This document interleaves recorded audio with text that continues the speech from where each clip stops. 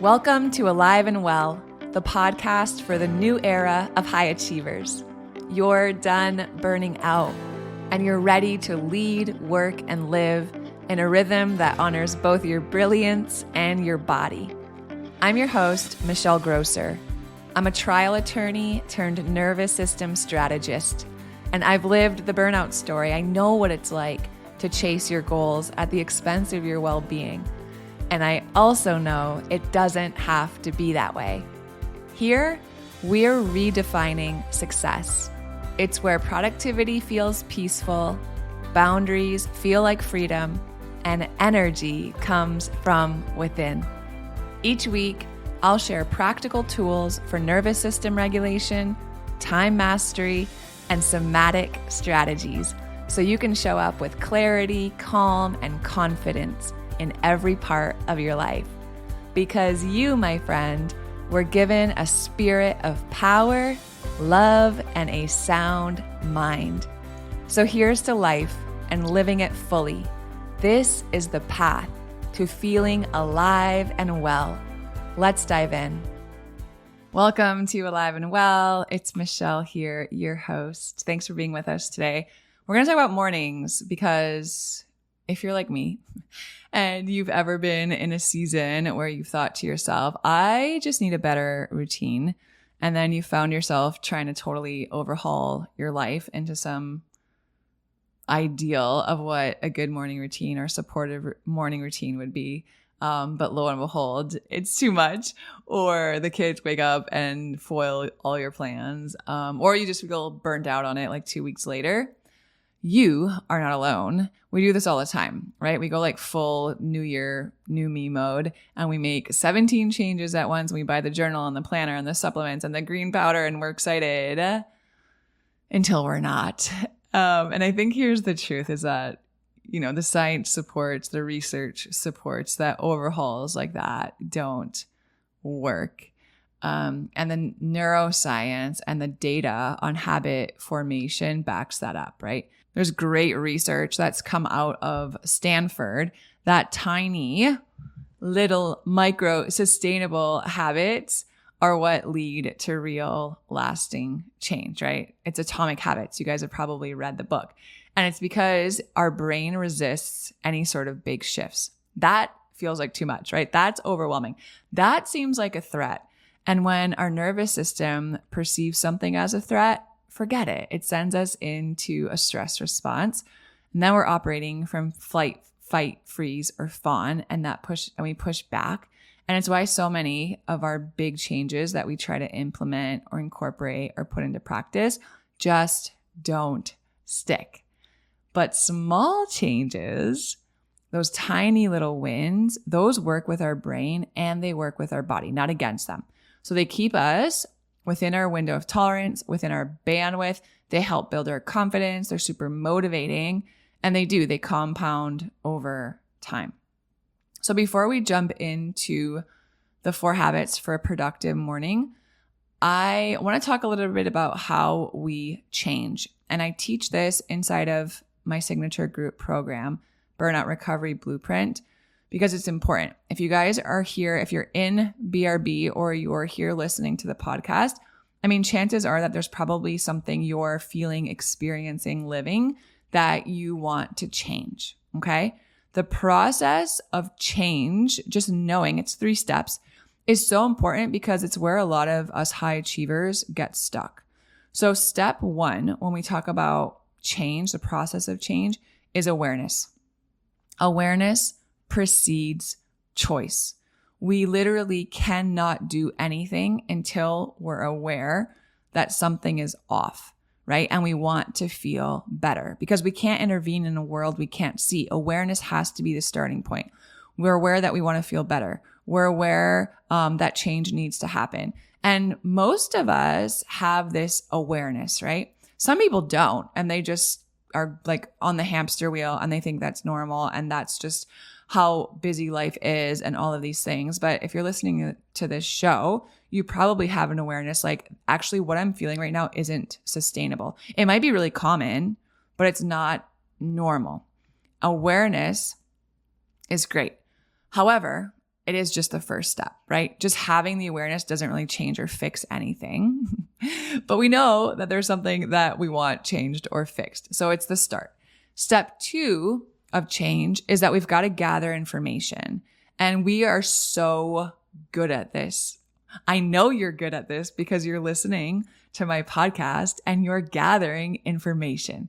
It's where we binge all the podcasts and we read all the books and all the articles. It's where, our nightstand is like overflowing with the books, and we have post-it notes everywhere and reminders and all the planners and like the productivity hacks, and we follow the wellness accounts, and we fill our brains with all this information and all of this knowledge. And hey, that's great. I do those things too. Knowledge can be really powerful, and it gives us a dopamine hit. So it feels really good to listen to Alive and Well and learn something new and then want to go like share it with our friends, or, it's like, it gives us a dopamine hit and it feels productive to learn stuff. But we can get stuck in this phase. And guys, this is where I see so many of the women I work with getting stuck, right? They know something's off. They don't feel well. They're snappy with their kids. They're exhausted all the time. Their gut health is suffering. Their immunity is suffering. Their reproductive system is suffering.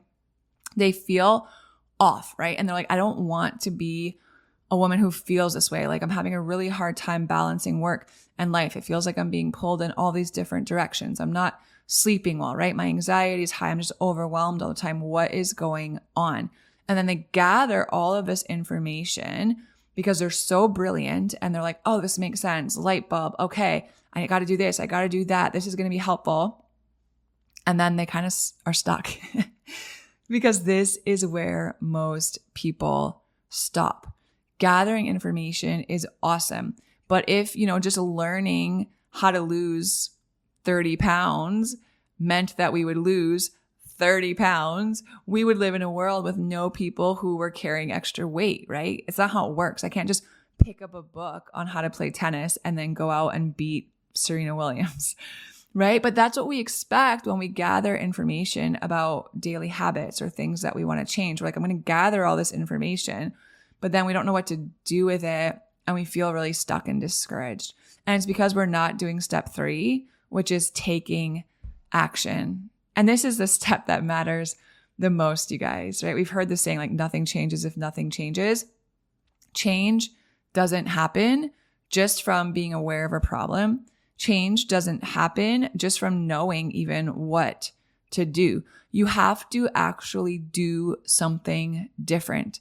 And I think this is where having a coach or working with within a small group, like inside of Burnout Recovery Blueprint, is so powerful, because there's accountability and there's support, right? And there's other people that are doing this with you. And when you're feeling stuck or feeling like you're lacking motivation or discipline to take that information and put it into action, you have people to rally around you and support you into doing the most important thing that has to happen if you want to see change. And that's doing the work, y'all. Taking the action. We don't rewire our brain through just awareness and gathering information. We rewire our brain and our body through action. And not just once either, right? It's through small, consistent actions over time. If you want a different outcome, you have to create a different input. Different input will yield a different outcome. Okay, so with that being said, I want to teach you guys 4 simple, science-backed habits that will make your mornings and then subsequently the rest of your days, because this is going to trickle down through the rest of your day, feel more productive, more grounded, and these are sustainable, okay? These are things that you can do every morning that aren't going to take up a ton of time and are going to make a huge difference. And if you're skeptical, try me. Try them out for a month, right? Try them for the month of June and come back and let me know what you notice. I promise you it's not going to take that long. I actually met with someone, she's a podcast host, and she invited me to be part of this series that they're putting together for the summer around overwhelm and this feeling that like moms have to plan out this amazing like summer camp basically at home for their kids. But I was talking to her and she's like, man, I just listened to your episode about, I don't even remember what it was, but there was something that I was talking about, this really easy swap for mornings. And she's like, man, I'm going to give it a shot. And then she did. And then I saw her put, after 1 week, you guys, on her Instagram stories, how much a difference it made. And I sent her a DM. I'm like, oh my gosh, I'm so glad you gave this a shot. What did you notice in your body and your energy and your mood and all the things? It was like the simplest thing, you guys. And she's like, I can't believe it. I feel so much calmer. Like, I never thought that this one little swap was going to make such a big difference. So if this feels too simple to work, I think that's probably your dysregulation talking, and give it a shot, right? Try these 4 things, write them down right now, come back to this episode or just choose one, and then notice the difference that it makes. Again, small micro actions over time, consistency over time. That's how we change our habits. So habit number 1, y'all, hydrate first thing. So simple, it almost feels basic, but hear me out. After you've been sleeping 7, 8, 9 hours of sleep, whatever, your body is actually naturally dehydrated. It's naturally dehydrated. You have not consumed probably anything but water, right? You haven't hydrated yourself in at least the last 7, 8, 9 hours.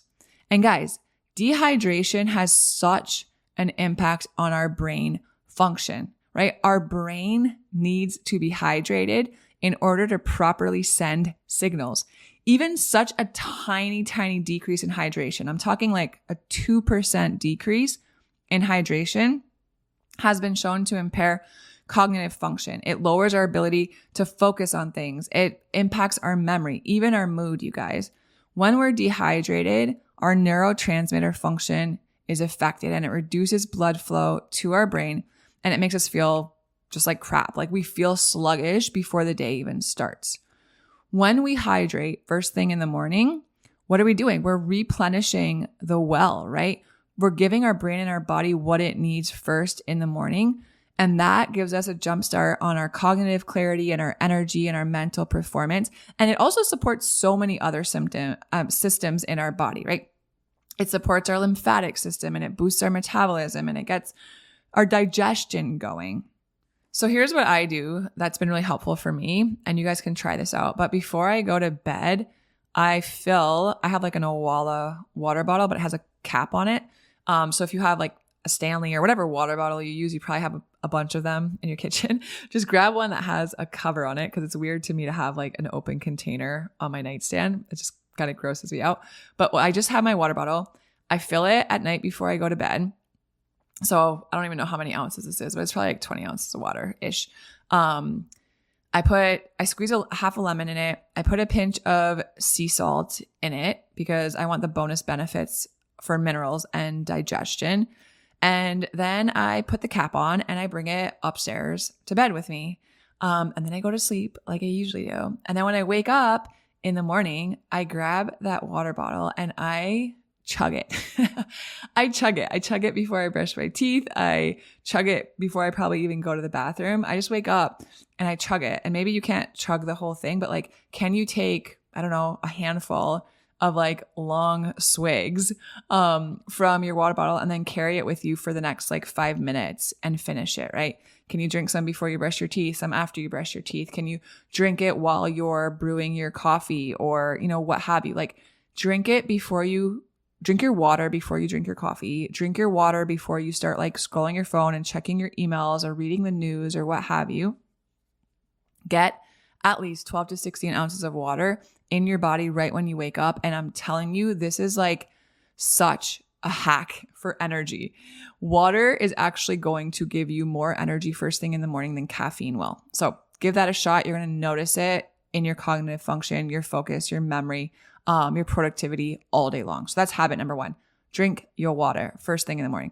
Habit number 2 is kind of tied to what we were just talking about. Don't hate me for this. It's science. It's not me. And delay your caffeine. I love my coffee. Okay. But here's the deal. Drinking caffeine first thing in the morning, especially before you have anything in your stomach, spikes your cortisol levels. We talk about this all the time, and it's so important. When we wake up, that's usually where our cortisol levels are naturally at their highest all day long, because it's that peak of cortisol, it's that surge of cortisol that brings us out of sleep into conscious awareness and then gives us that energy to get going for the day. So when you wake up, your cortisol levels are already as high as they're probably going to be for the rest of the day, or as high as they should be at least for the rest of the day. And then when you go, your cortisol levels are peaking, and you go and you have a cup of coffee on an empty stomach on top of those already high cortisol levels, that creates a cortisol surge, you guys. And maybe it feels like energy to you, but it's not. I'm telling you right now, that's actually dysregulation. That's probably a lot more anxiety and activation than it is real energy. And what happens is that, can you do this for a few days? Sure, whatever. But over time, having caffeine on an empty stomach when your cortisol levels are already really high wears down your adrenals. And when your adrenals are shot, how do you feel? You feel anxious, you feel jittery, and you feel exhausted, because caffeine increases both cortisol and adrenaline. So when we drink it too early in the day, and that's the key here. I'm not saying you can't have caffeine. I'm not crazy. When you just drink it too early, it throws off your body's natural rhythm. And then it disrupts our blood sugar, and then it probably leads to an afternoon crash. So instead, chug your water first thing in the morning. And then if you want something like warm and cozy first thing in the morning, make yourself an herbal tea, right? Have some warm water with lemon or something like that. And then just wait, an hour, hour and a half, at least 30 minutes before having your first cup of coffee. Eat something first, right? Protein is best because you'll stabilize your blood sugar, and then you'll keep that energy more even, and you'll really avoid that cortisol roller coaster. Okay, so number 2 is just delaying your caffeine. The third habit for a productive morning is to stay off your phone. Seriously, don't scroll in the morning. It's a game changer. Okay, the second you pick up your phone, you guys, you're asking your brain to start reacting. Notifications, texts, news alerts, emails. Your nervous system sees all of that as urgent, right? I got to respond right now. Oh, I just remembered that thing I have to do. Oh, I have look at your calendar and you see, oh my gosh, I got back-to-back meetings all morning today. When am I going to have a chance to work on X, Y, or Z? And it shifts us into this stress response before our feet even hit the floor. Early scrolling, it spikes our dopamine. And when you get that hit too early, that creates a higher threshold for dopamine for the rest of the day. So what does that mean? That means that you're spiking your dopamine first thing in the morning. And then for the rest of the day, it's really hard to feel motivated or focused or rewarded by anything else because your dopamine has already spiked. And then that creates this cascade of dopamine dysregulation, and it puts our brain in reaction mode, and it hijacks our focus, and it hijacks our attention for the rest of the day. There's such a cascade of physiological responses when we pick up our phone and take a look at all those notifications and texts and emails and what have you in the morning. So we were just talking about this in Burnout Recovery Blueprint in our live call last week. Use an app blocker, right? I use Freedom, the Freedom app. One of the women inside of Burnout Recovery Blueprint was sharing how her family has a brick, which is awesome. It's a magnet they put on their fridge. And if you just tap your phone to it, it'll like lock certain apps that you tell it to lock. And then you have to tap your phone on that block again, or on that brick again, to have access to the apps. And that's what I do. I have all of my social media, WhatsApp, what else? I don't know, a few other things that I don't want to be looking at in the morning. I have them blocked with the Freedom app until 10 a.m. And usually I won't even look at them until later than that, but at least until 10 a.m., I know that I'm protecting my body and my brain from an early dopamine spike. And I'm also protecting myself from starting the day in fight or flight because of what the world is telling me or what everyone needs from me that actually isn't urgent. because I have things to do in the morning, right? Things that are meaningful. I have quiet time I want to enjoy and I get to enjoy. I have children that need FaceTime and presence and attention. I want to make breakfast and feed and nourish myself and my family. I want to move my body and exercise and get morning sunlight. I want to take care of my little balcony plants. And then I want to get into a flow state so I can knock out the needle moving tasks that have to get done during my most clear time of the day, which is morning for me, without distraction, right? Without multitasking, without task shifting and switching. I just want to be able to focus. So for me, freedom blocks all my social media and distractions until after 10 a.m. Or just keep your phone out of your bedroom, right? So it's not even there in the morning. I talk about that a lot. Same idea, right? My phone actually gets charged in my pantry, so I don't even bring it to my bedroom. I physically can't look at it right when I get out of bed in the morning. But even those early few hours, I don't want to get into this. I've done it, right? I've been in that state where I check my phone first thing in the morning. It makes me feel really, really not well. So delay social media and text until after your morning routine.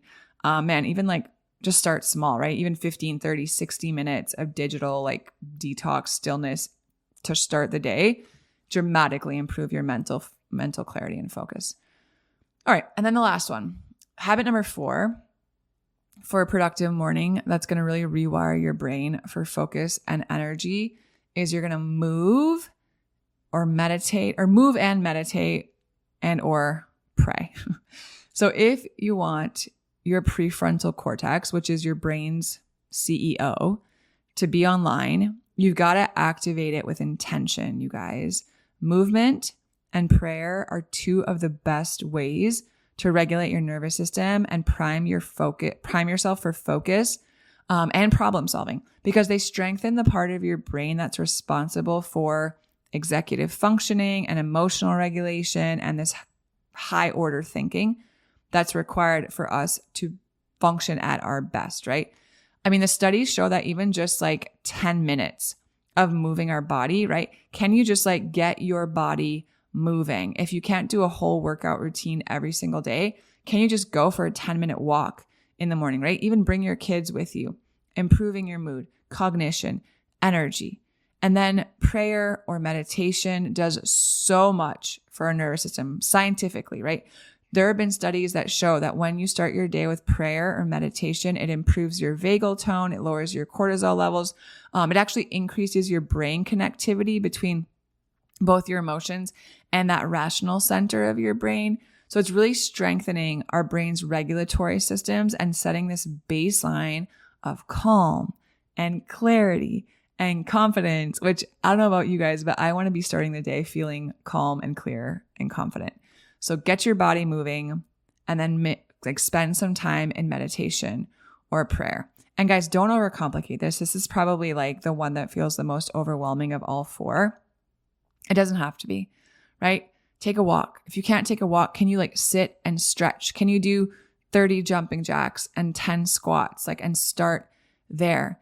And then maybe a couple minutes of breath work. You could even do it in the car. Can you, pray while you're in the shower? Can you sit down and while you're drinking your coffee, have a gratitude practice that you do? I'm talking 5 minutes. Start small, and it can really change the trajectory of your day. You don't need to have this 3-hour morning routine, you guys. I just gave you 4 micro habits. I mean, hydrate first thing in the morning. We're talking maybe 1 minute, right? To fill your water bottle the night before, bring it upstairs with you, and then drink it first thing in the morning. Delaying your caffeine. That's no time. That's just a little discipline that's going to pay off so big. Again, this is probably the one you're the most skeptical on. Try me on it. And then not scrolling. Again, you're taking something away. This is actually going to give you back way more time and productivity and peace and clarity and focus and all the things. So I'm probably, if you now pick up your phone first thing in the morning and you stop doing that, the time that you've bought yourself will create space for you to move and pray or meditate first thing in the morning. You guys can do this. I know you can. These are just a few micro habits, and they do compound over time. And then even just start with one, right? And then just build from there. Just like every week when I'm like, guys, don't try to go do all of this at once. If it feels overwhelming, can you just start drinking water in the morning, right? Can you just start having your coffee at 7:30 instead of at 6 a.m.? Build from there and let it be doable. Let it work with your body. Let it work with your brain instead of coming against it. That's the kind of productivity that lasts, you guys. Like that's the productivity I can get behind. Not hustle culture, not like doing all this stuff to try to feel accomplished. I'm talking about productivity that makes us feel good from the inside out.